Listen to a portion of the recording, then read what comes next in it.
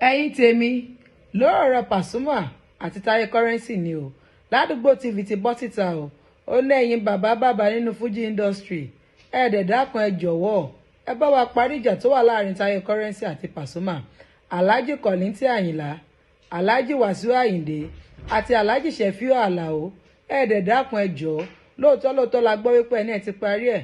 àmọ́ àwọn ò rí nǹkan kan bíi pé ẹ ti parí ẹ̀ o wípé torí pé kí ni ìjà yìí ti ń pẹ́ ju bó ṣe yẹ lọ o ẹ dákun ẹ jọ̀wọ́ ẹ jìbùrú ẹ bá wa parí ìjà láàrin wọn wípé gbogbo ìgbìyànjú àwọn láti rí pé ìjà náà parí làwọn rí pé ó ń já sí pàbó o pàápàá jùlọ àwọn tún ní fáǹsì Taye Lolú loves Pasuma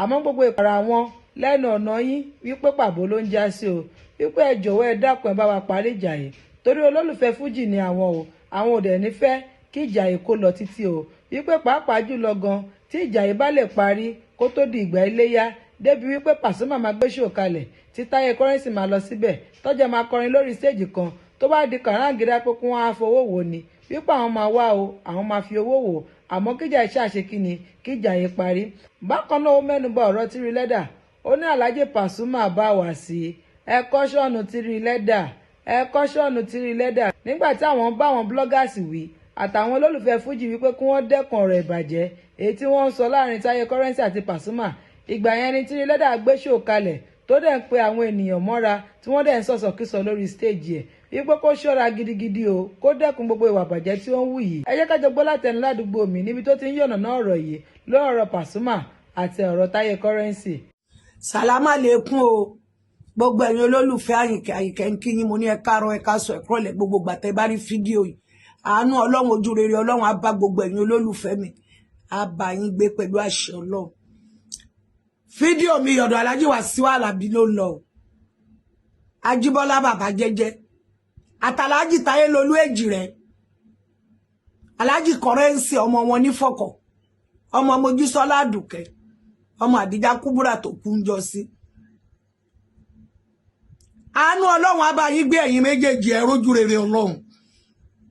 Alhaji Kollington Ayinla Alhaji Wasiu Ayinde Alhaji Sefiu Alao ẹlẹ́jọ́ wà nínú ẹgbẹ́ mi ò sọ pé ẹgbẹ́ nǹkan mi ẹgbẹ́ Fuji ni o torí wọ́n pẹ́ yí mọ́yàn lọ́wọ́ adẹ̀ ní kẹjọ ẹ bá wa yanjú ọ̀rọ̀ yìí. kíblà Fuji mala ẹ̀dẹ̀jọ́ wà nínú ẹgbẹ́ títí lọ dórí Sayidi Òṣùpá lọ dórí Rẹ̀mí Àlùkò pẹ̀lú Súlè wẹ́wẹ́ bàbá Rísíkà lóòótọ́ ilé parí àwọn òrìpẹ́ parí àwọn olólùfẹ́ Fuji àti ìrìpẹ́ parí àwọn peacemaker Taye love Pasuma àdìdé ẹ tí ẹ wò para wa lẹ́nu ọ̀nà lẹ́yìn ẹ bá wa parí ọ̀rọ̀ yà Alhaji Kollington Ayinla Alhaji Wasiu Ayinde Sefiu Alao àtẹ̀yìn tó kù tẹ́lẹ̀ jọ ń ṣẹgbẹ́ àwa ò tí ì rí àpẹẹrẹ ẹgbẹ́ yẹn rárá aláfẹ́rí Taye Lolú èjì rẹ̀ pẹ̀lú bàbá wa sí lórí stage tẹ́rù bá kanlẹ̀ tó bá kòkè níbi tá à ń gbé sí Ajíbọ́lá bàbá jẹ́jẹ́ bàbá wa sí la ò ní sunkún lórí ọmọ àti gbogbo ẹ̀yin tó kù àti etí tó ń gbọ́ mi ẹyọ kọ̀ṣọ́ tí mo sọ yẹn máa ṣì máa sọ o ẹni tó bá máa bú mi kó bú mi o. Alhaji Wasiu Alabi Ajíbọ́lá ẹ̀kọ́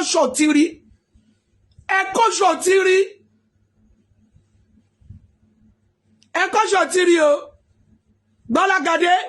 gbogbo paparazzi tẹ́ ń ṣe nígbà tá à ń bá wọn bloggers wí àtàwọn olólùfẹ́ Fuji pé ká sí ní ẹ̀dọ̀ káyé ṣe ṣọ̀ṣọ̀ṣọ̀ ìgbà ẹni wọ́n ṣẹ̀wà ń káwọn èèyàn sọ́dọ̀ tó máa wá sórí stage tó bàbá ṣoríṣiríṣi ń bẹ̀ tó dẹ̀ ń wò wọn. Ikú tó pa ẹlẹ́dìyẹ ó lè padà pèlé ewúrẹ́ o ikú tó pa ẹlẹ́dìyẹ ó lè padà pèlé ewúrẹ́. Alhaji Gbọ́lágadé díẹ̀díẹ̀ o mo retí ebu látọ̀dọ̀ àwọn olólùfẹ́ yín o ṣùgbọ́n Fuji mo sì ṣàn lólùfẹ́ tèmi. Alhaji Wasiu Ayinde mo darí ẹ̀ sọ́dọ̀ yín pátápátá àti bàbá Kollington àgbà kí wà lọ́jà kórí ọmọ tuntun wọ̀ ẹ wò para wa lẹ́nu ọ̀nà yín Àyìnkẹ́ ò ní sọ jù báyìí lọ afẹ́kẹ́ bá wa parí ẹ̀ kí Iléyá tó dé àjọ fẹ́ rí wọn pọ̀ àrẹ́dì láti fowó wò wọ́n pàápàá kájọ lọ fowó wò wọ́n àrẹ́dì ẹ̀ èmi Àyìnkẹ́ ládùúgbò mi ọmọ Kẹ́hìndé mi ní sọ jù báyìí lọ ẹ bá wa ṣàtúnṣe ní kíákíá Alhaji Wasiu Ayinde. ọ̀rọ̀ lẹ ti gbọ́yàn láti ẹnu ládùúgbò mi kò wá tán síbẹ̀ o kí láwọn olólùfẹ́ Taye Currency àwọn olólùfẹ́ Pasuma àti àwọn olólùfẹ́ tí lẹ́dà wa ń sọ ní comment section ẹ jẹ́ ká jọ wọnú comment section ká gbóhun táwọn ènìyàn ń sọ níbẹ̀. Àfísò sọ wípé màmá inú Taye kò dá sí Pasuma ìkà ni. Monsuru Morayo sọ wípé màmá orí Taye ti dàrú mà ilé yóò wà pọ̀ báyìí. Black Boni 44 sọ wípé Allah will bless you ma and tell Taye to apologize to Baba Wasi and don't blame Tiri Leda on this issue ma because what Taye did cannot make Tiri come closer to Currency. God bless you ma. Babilai Tafik Tao's work ni simple things ni let Taye Currency go to Omole ló bá tán. Ọlámi sọ wípé màmá ṣé na Pasuma go invite Taye Currency ni àbí Taye Currency don try go Pasuma show and they did not allow him enter. Ìbéèrè rẹ o. Bumai Glory Nation sọ wípé we love Taye but we can't leave Paso for Taye and mama leave Tiri please when the fight finish Tiri will go back to Taye back.